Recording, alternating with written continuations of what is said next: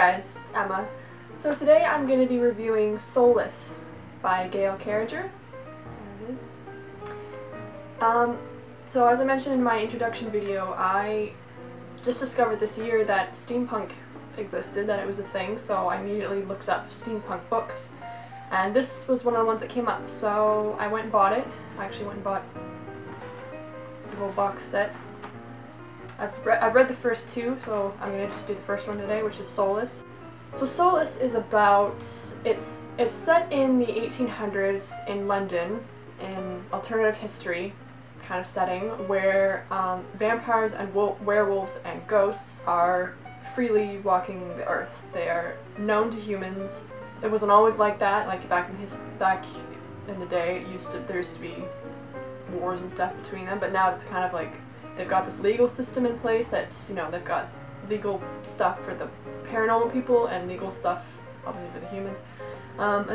So the main character is, her name's Alexia Terabody, and she is a very feisty Italian woman in London Victorian society, and she's a type of paranormal person in that she is kind of like an antidote to paranormalness. She is a soulless, hence the title. So she is, it's not a secret or anything, this isn't a spoiler, it's just like one of the first things you find out. But yeah, she is, I think it's called a preternatural. It's in here somewhere. Ah, here we go. I am a preternatural. So that's what she is. It's like instead of supernatural, she's preternatural. So I think it's like the opposite of supernatural. She is born without a soul, so she has the ability to retract another paranormal person, another supernatural's ability. So if you're a werewolf and she touches you, you become human again. If you're a vampire and she touches you, then you become just a regular human again. So in this society, if you're born with an excess of soul, then you can become a supernatural.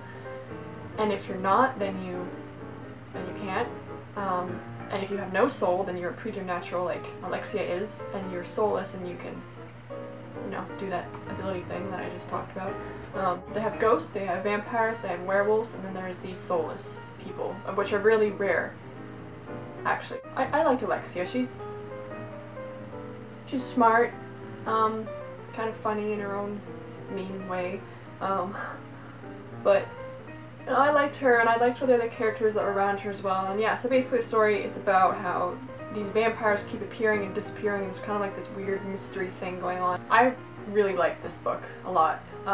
For my first kind of like steampunk book, it was pretty much perfect.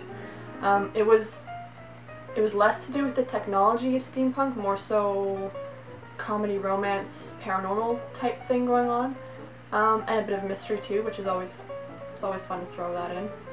It was very well written, flowed really nicely, although I did find in some parts that Gail Carriger she'd go into like really great detail about really mundane things.